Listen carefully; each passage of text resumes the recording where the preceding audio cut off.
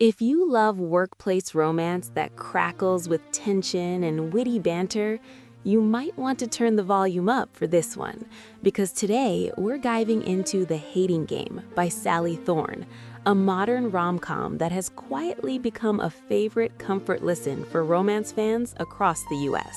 Picture this, a rivalry so intense it feels almost like a sport, but underneath there's a spark neither side wants to admit.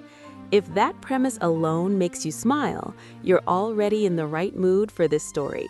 In this audiobook, we follow Lucy Hutton, an optimistic publishing assistant who shares an office and a long-running feud with the cool, meticulous Joshua Templeman. Their daily battle of glares, silent competitions, and subtle mind games forms the heartbeat of the story. But when a big promotion puts them head-to-head, the tension ramps up, and what starts as pure rivalry begins to blur into something far more complicated. Don't worry, no spoilers here.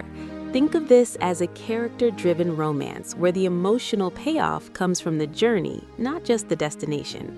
So, what will you actually get out of listening to this audiobook? First, you'll experience how sharp dialogue can carry a romance. The conversations feel quick, playful, and very human, the kind that makes you grin while listening.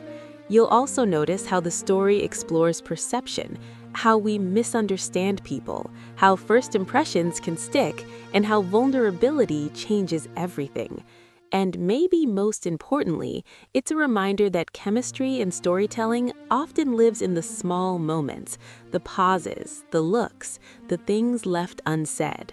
Let's talk strengths. The biggest one is the banter. It's crisp, funny, and consistently engaging, which makes the audiobook format especially enjoyable. The pacing is tight, so it rarely drags, and the emotional beats land with a satisfying warmth.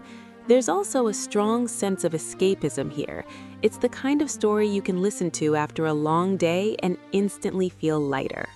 Another highlight is the tone. It balances humor and heart without tipping too far into melodrama, which is exactly what many rom-com listeners are looking for. Now, a fair review always includes the flip side. Some listeners might find the workplace setting a bit familiar if they've read a lot of contemporary romance.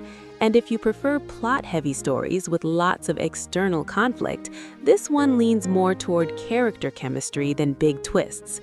The narrative voice is also very close to Lucy's perspective, so if you like multiple viewpoints, you might notice that limitation. Who is this perfect for?